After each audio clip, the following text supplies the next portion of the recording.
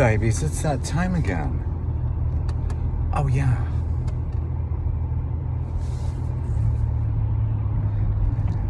We visited Joshua 19 long enough to see it was nothing but a dividing up of the spoils of genocide. So we're just going to ignore that.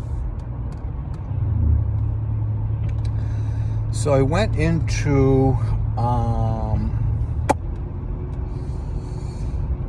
the Gospel according to Jesus the Christ, and I believe I was in chapter 128, where there's this discussion of who Jesus is with his disciples, and they all say, people say you're this person, people say you're that person, a reincarnation of Elijah's spirit or Melchizedek or this or that. And then Peter says, you are the Christ, the love of God, I think is what he says. And then Jesus says, upon this confession, I will build my church, because this confession is the rock. So instead of you are the rock, it's the confession itself is the rock of the church. Yeah, baby. And then the chapter ends where he says, don't tell anyone what we've been talking about. Really? Did he really say that? I don't know.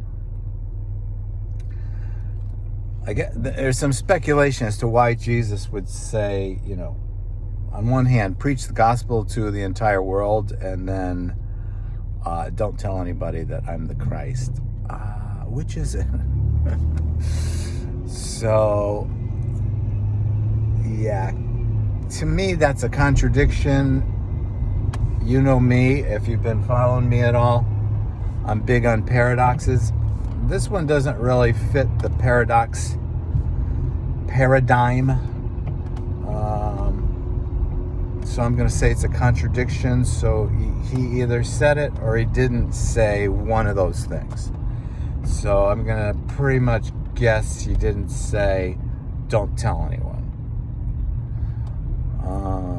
Unless it was just related to, he didn't feel like it was his time, so he didn't want it to get out.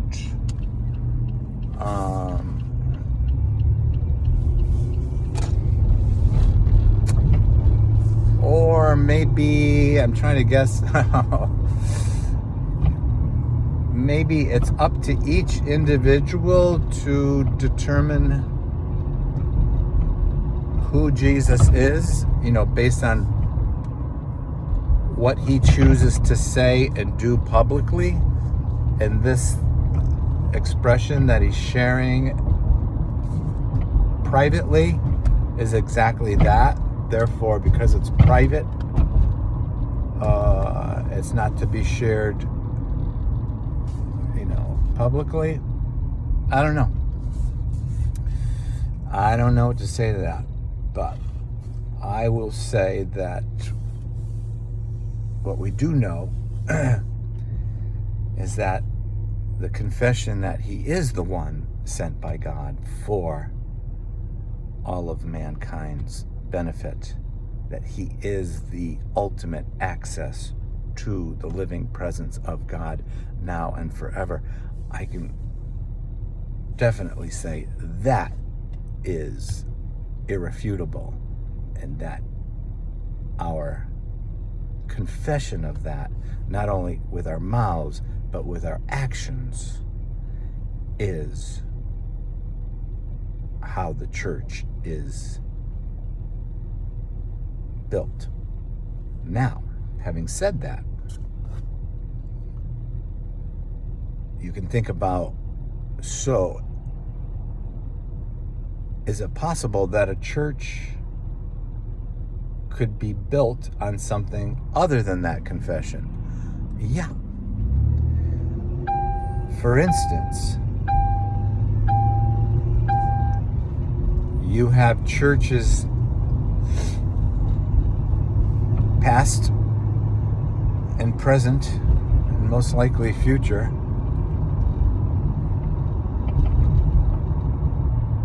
who look at tithing as being like a fundamental requirement of a Christian's faith and action.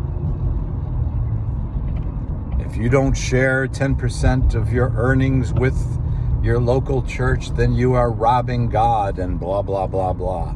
And they make a bigger deal out of that than they do out of the simple confession we just discussed.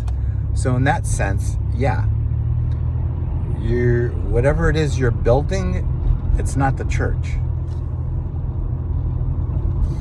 Because Jesus is saying his church is built on that confession. Yeah, baby. So, there's people like Gene Scott in the past who just made a ridiculous push for tithing to be a requirement, and spent so much time berating his supporters on this very issue that I'm talking about.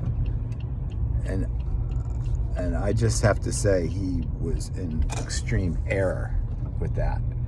And I don't know what he thought he was building, but it wasn't the Church of Jesus.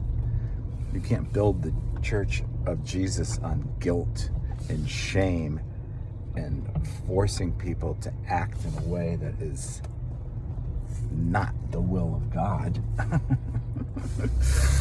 What exactly are you building? It's the company of Gene Scott.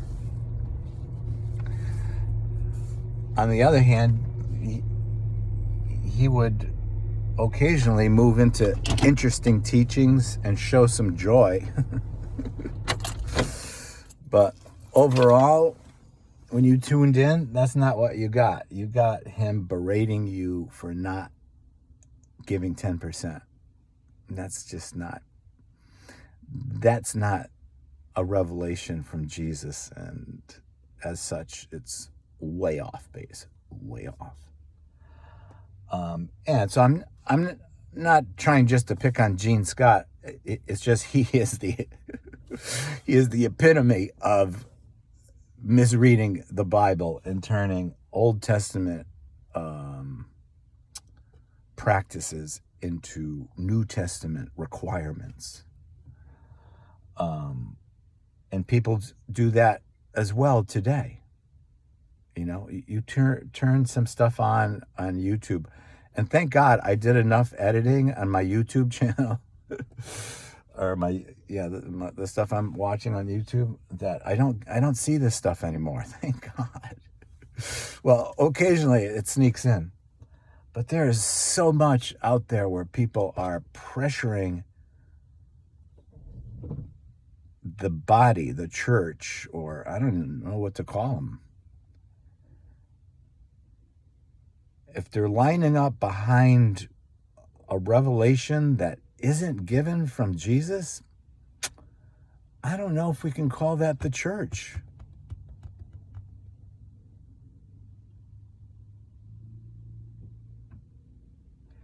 Paul says something, I'll have to dig it up where he says it, but something about, from now on, because Jesus has gone to the Father, he's one with God in heaven forever. He's only accessed by his Spirit. That only Spirit can understand Spirit.